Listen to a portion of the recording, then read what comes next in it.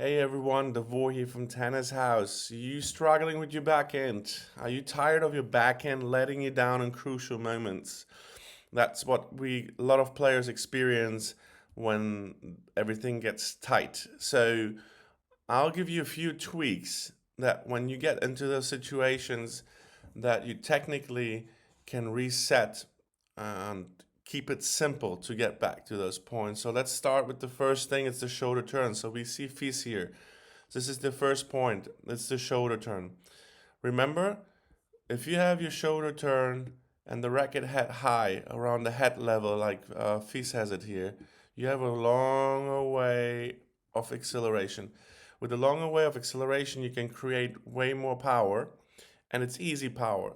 So you don't have to use other parts of the body maybe to over muscle the ball. This is simple. You just have the racket high and you have a longer way of acceleration, and that gives you easy power.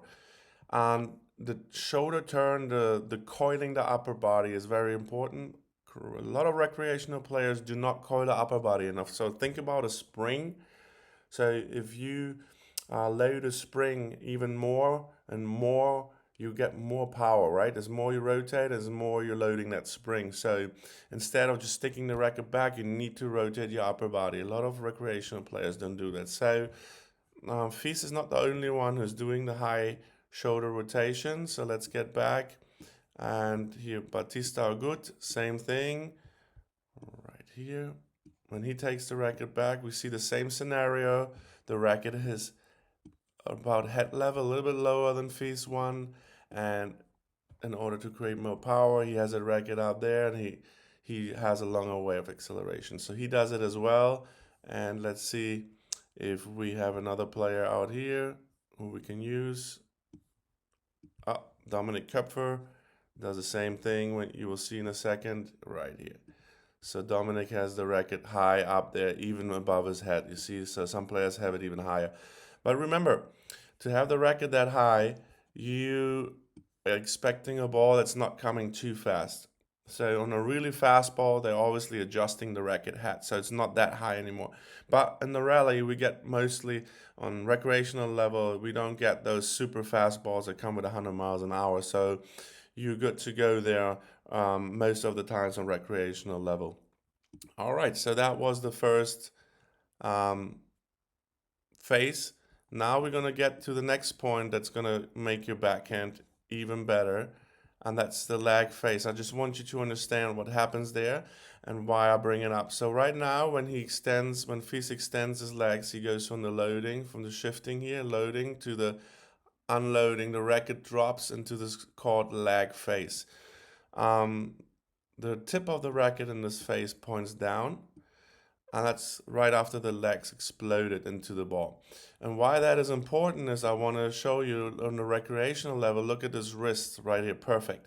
So right before this happens, on the recreational level, the wrists here, a lot of players tend to tighten the wrist too much up. And if the wrist is too tight here, the racket will never fall into the position that it's down like this.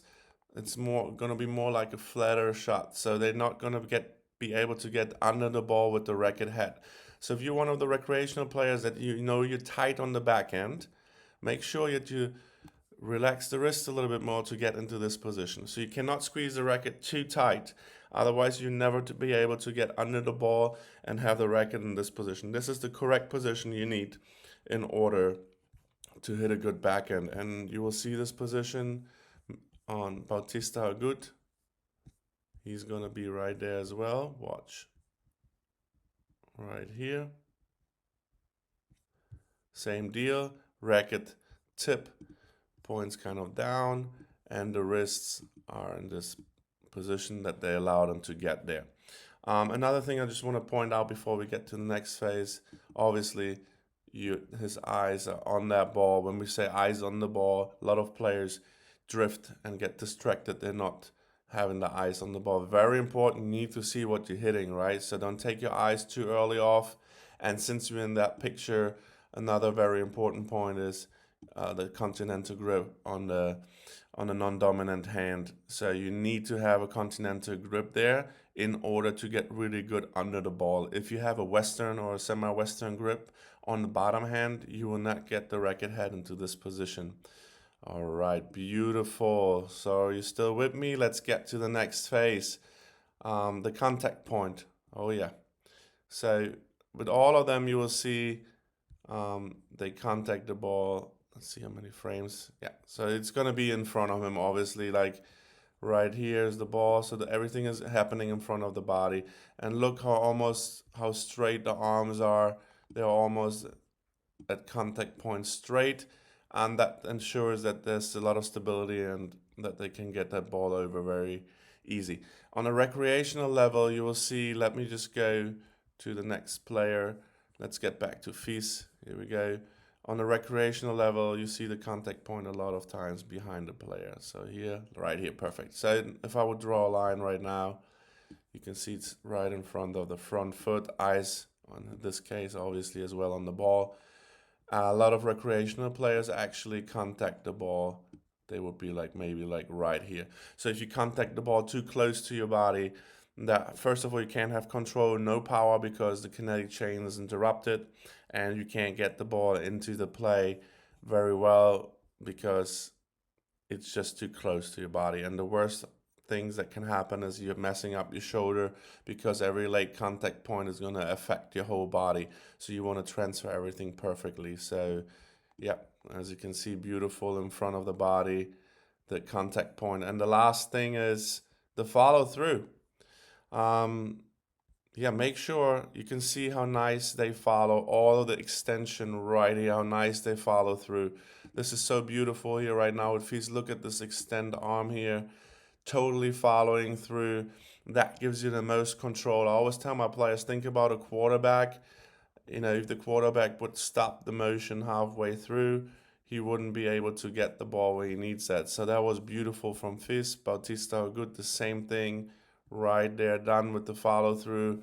The hitting arm is totally straight and the other arm is tiny bit bent. So that's you know, every player is they're different, but in the most cases, you see here the hitting arm totally straight again, and the other arm is slightly bent. So they all have this beautiful follow through. And what do recreational players do wrong? They hit the ball right here, and then most of the players go straight up here. But as you can see with Köpfer, they're going out and then they go up. So this is so crucial. You need to be on this arrow, not on that first one. Very important, the follow through. A misunderstood concept on recreational level, because you hear a lot of times the players say, oh, I get more topspin if I brush immediately up. Yes, but you don't get control so much. You don't get penetration, you don't get power. The best of both worlds is if you drive through after you hit, and he still has many rounds per minute on the topspin, believe me. And yeah, they all do it. There's no secret about it. So, you know, it's not easy to get control on the backhand, and those 4 simple phases can totally transform your backhand. You know, you have to master the shoulder turn, embrace the lag phase, don't squeeze the racket too tight, remember that, and finish with a smooth follow through. These aren't just tips, guys. These are your ticket to a great backhand. Remember that. This is just so important. Whenever you crumble and you break down technically, those simple steps can reset your strokes and make them way more successful. So yeah, as always, thank you so much. You know, hit that like button if you feel like that helped you guys. Subscribe for more game-changing tips, and drop a comment below. Tell me which phase you're working on, and let's improve together. That's why we're here. Thank you, guys.